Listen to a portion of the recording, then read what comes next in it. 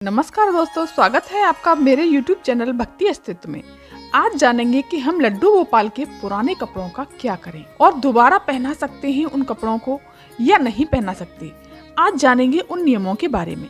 कई लोग अपने घर में लड्डू गोपाल भगवान श्री कृष्ण का लड्डू गोपाल का बाल स्वरूप की मूर्ति रखते हैं। कई लोग बड़े विग्रह को अपने घर में रखते हैं। उन मूर्तियों को और उन विग्रहों को अपने घर में रखने के कई नियम होते हैं। कई प्रकार से उनकी पूजा आराधना करते हैं, कई प्रकार से लोग उनकी सेवा करते हैं। लेकिन लड्डू गोपाल के वस्त्रों से कुछ नियम भी जुड़े हुए हैं।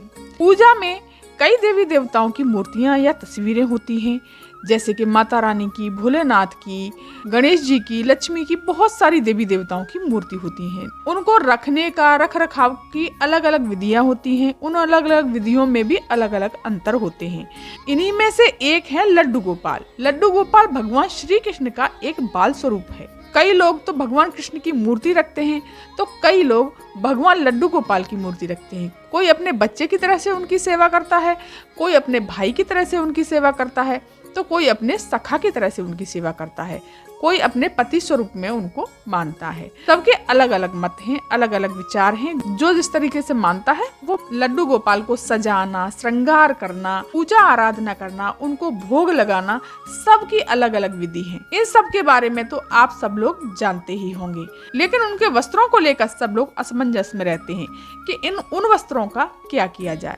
लड्डू गोपाल को बहुत से लोग सुंदर सुंदर रंग बिरंगे, बहुत प्यारे प्यारे गोटा लगे, मोती लगे वस्त्र बाजार से खरीद कर पहनाते हैं। बहुत से लोग लड्डू गोपाल के वस्त्रों को अपने घर पर ही तैयार करते हैं। बहुत से भक्त बाजार से लेकर के आते हैं और भक्तों का सबका एक अलग अलग विचार है। बहुत से भक्त लड्डू गोपाल को मौसम के अनुसार कपड़े पहनाते हैं, वस्त्र पहनाते हैं। सर्दियों के तो गर्म कपड़े पहनाते हैं, गर्मियां आती हैं तो ठंडे पहनाते हैं। लेकिन सवाल यह है कि लड्डू गोपाल के ऐसे वस्त्र जो पुराने हो जाएं, उनका हमें क्या करना चाहिए। आइए जानते हैं इसके बारे में। आप सब लोगों से एक गुजारिश है, अगर मेरी वीडियो पर आप पहली बार आए हैं या मेरी आवाज़ पहली बार सुन रहे हैं तो मेरी वीडियो को लाइक कर दीजिए, चैनल को सब्सक्राइब कर दीजिए और कमेंट में जय श्री कृष्णा या राधे राधे जरूर लिखिएगा।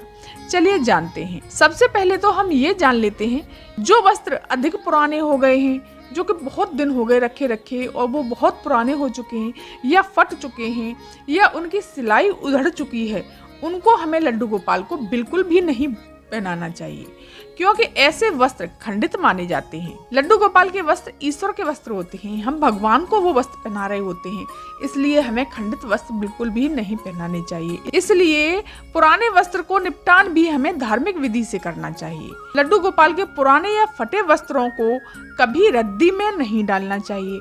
आपको कहीं रद्दी में फेंकने की बजाय आपको श्रद्धा भाव से सम्मान के साथ संभाल कर रखना चाहिए। लड्डू गोपाल के वस्त्र बिल्कुल अच्छे हों तो आप इसे किसी धार्मिक संस्था में दान दे दीजिए, या फिर कई और भी लोग होते हैं जो गरीब लोग होते हैं, उनके पास लड्डू गोपाल का विग्रह होता है, उनको भी दान दे सकते हैं।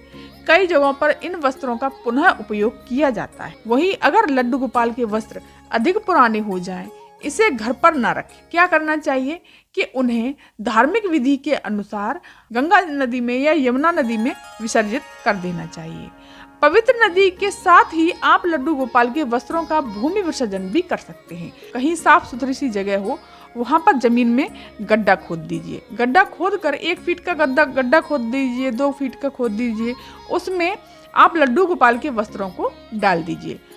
उन वस्त्रों को डालने के बाद में आपको मिट्टी से दबा देना है और उस पर एक पौधा लगा देना है। दोस्तों, बहुत ही सुंदर सी जानकारी दी है, जो कि लड्डू गोपाल के पवित्र वस्त्र, भगवान श्री कृष्ण बाल स्वरूप की विग्रह के वस्त्र को हमें क्या करना चाहिए। तो दोस्तों, ये थी जानकारी। अगर ये जानकारी आपको पसंद आई हो तो मेरे चैनल को सब्सक्राइब कर दीजिए, वीडियो को लाइक कर दीजिए और कमेंट में जय श्री कृष्णा अवश्य लिखिए। धन्यवाद।